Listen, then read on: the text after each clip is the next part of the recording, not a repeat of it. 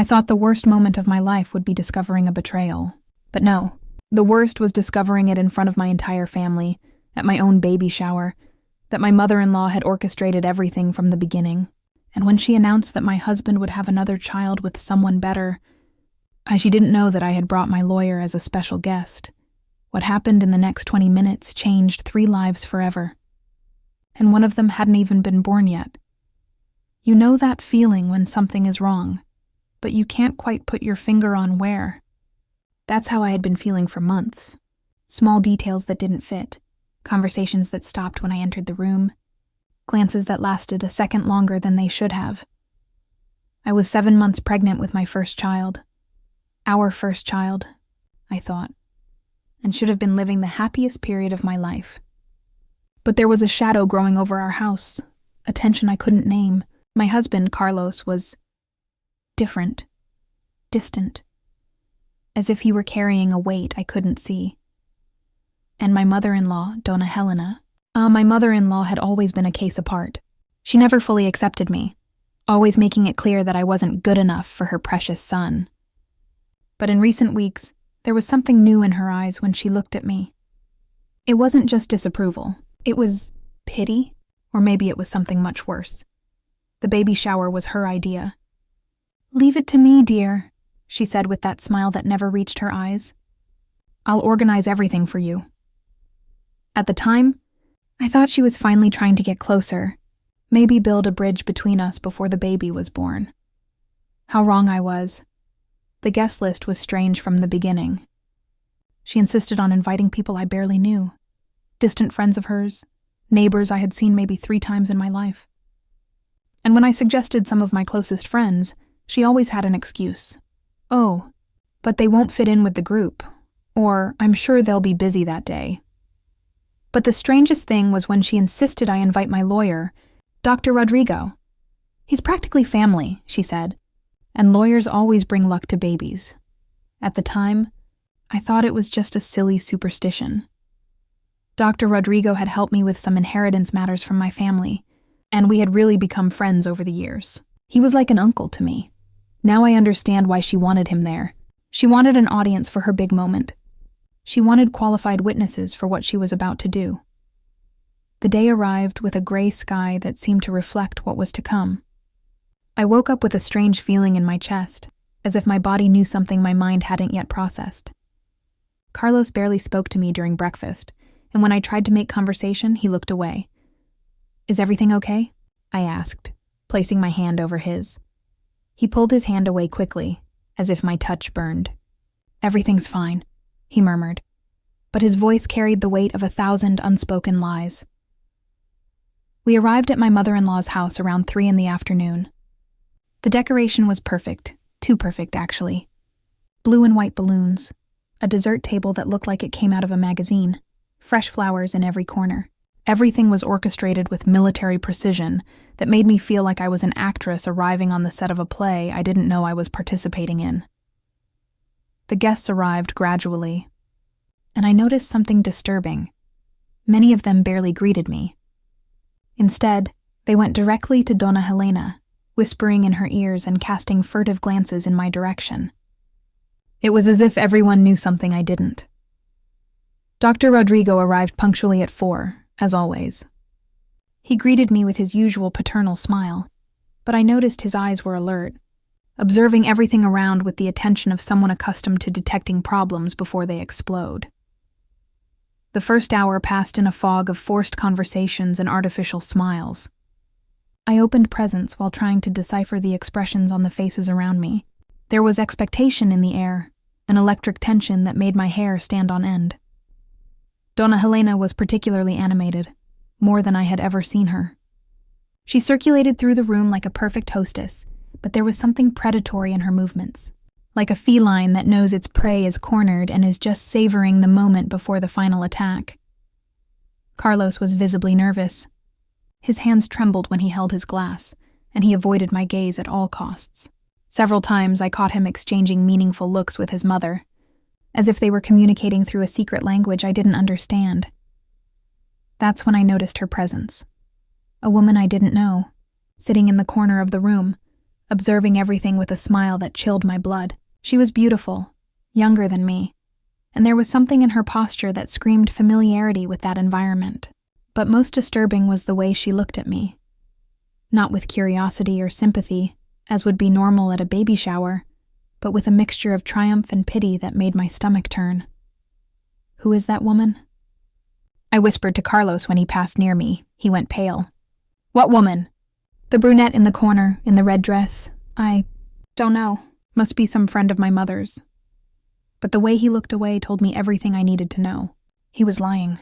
And not just lying. He was terrified. Dr. Rodrigo approached me during a moment when I was alone, pretending to admire the gifts. "How are you feeling?" he asked. But there was something in his voice that wasn't just social courtesy. "Strange," I admitted.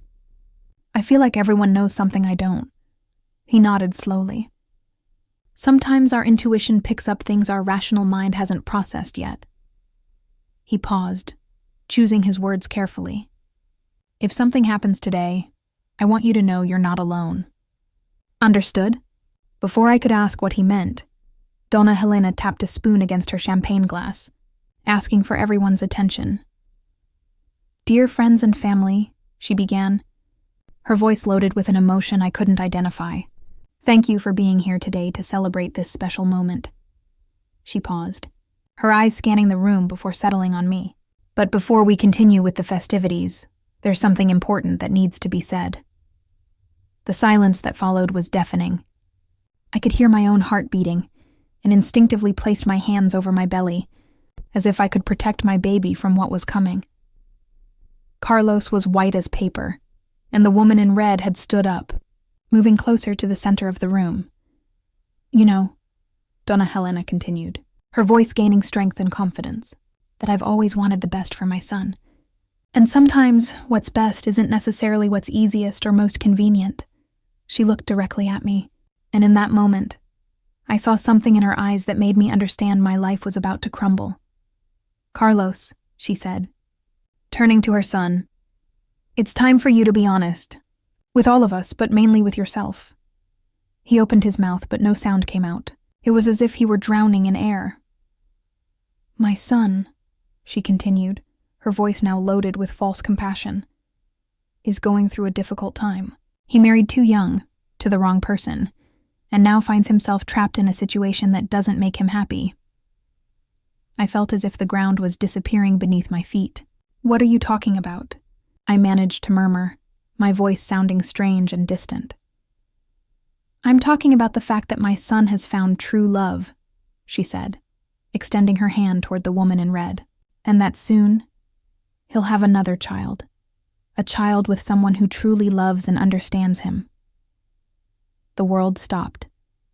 The words echoed in the room like gunshots, and I felt each one pierce my heart.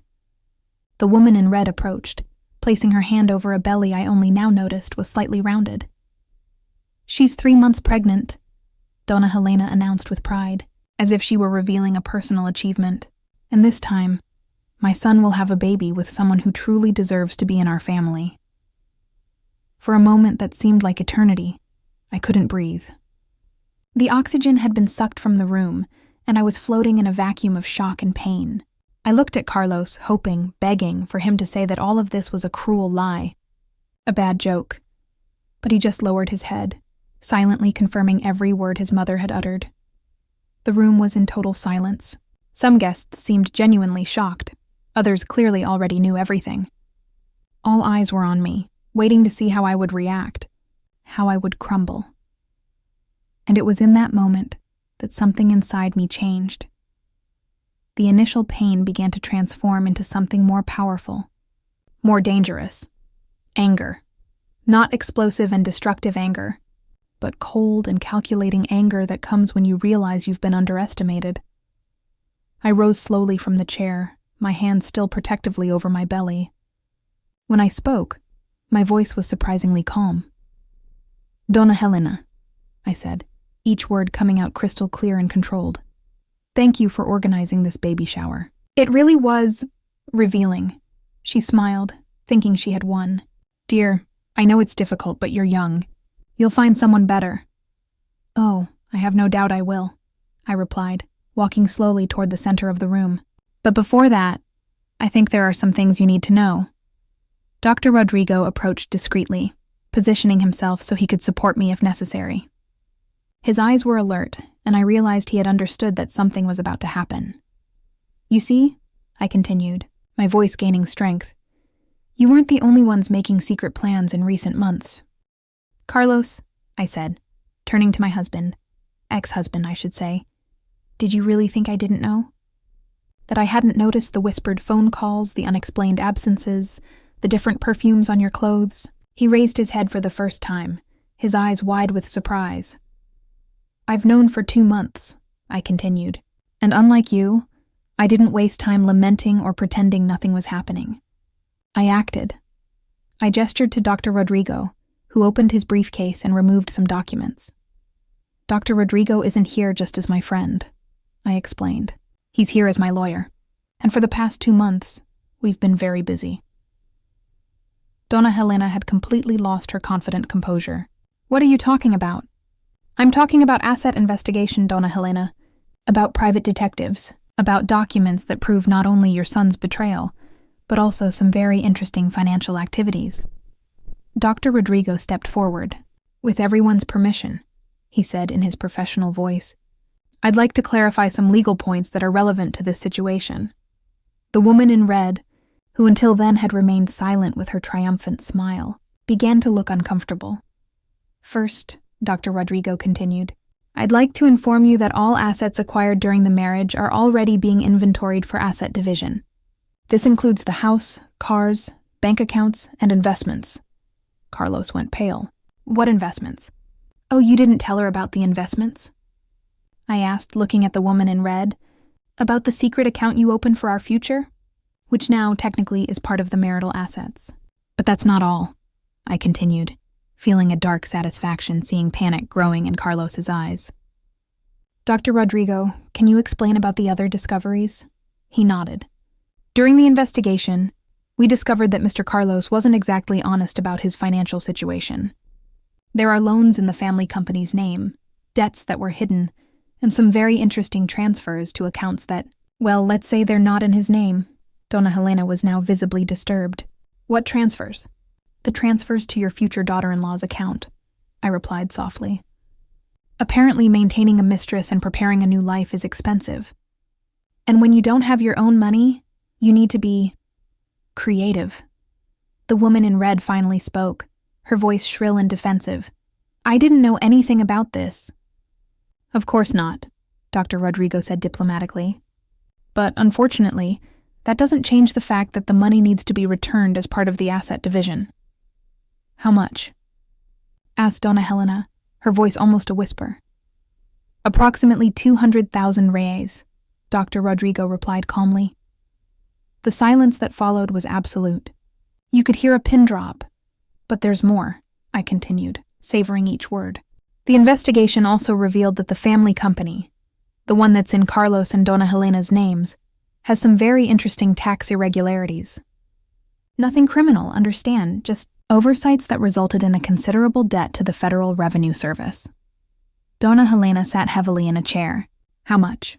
800,000 reais with interest and penalties, Dr. Rodrigo replied. But the good news is that's not my problem. Since I'm divorcing Carlos before the debt is officially collected, I'm not responsible for it, now I said, walking slowly through the room, observing the shocked faces of the guests. Let's talk about the future. I stopped in front of Carlos, who seemed to have aged 10 years in the last few minutes. You want to be with her? Great. You're going to have a baby together? Wonderful. But you're going to do it without my money, without the assets we built together, and certainly without my dignity. I turned to the woman in red. And you, dear, I hope you really love this man, because you're going to need a lot of love to get through the next few years. Between the debts, asset division, and legal costs, you're going to start this new life with a considerable financial hole. This can't be legal, Donna Helena murmured. Oh, but it's completely legal, Dr. Rodrigo assured. Everything was done within the law. Asset investigation is a right in divorce proceedings, especially when there's suspicion of asset concealment. And the tax irregularities, well, those existed regardless of our work.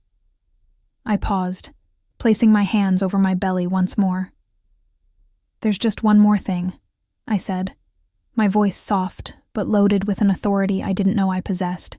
"My son, our son Carlos, will grow up knowing exactly what kind of man his father is. Not through lies or manipulations, but through the truth. He'll know that his father chose to abandon him for another family, and he'll grow up with the strength of knowing he's worth more than that." I walked toward the door, Dr. Rodrigo accompanying me. "Thank you for the baby shower, Dona Helena," I said, turning one last time. "It was truly enlightening.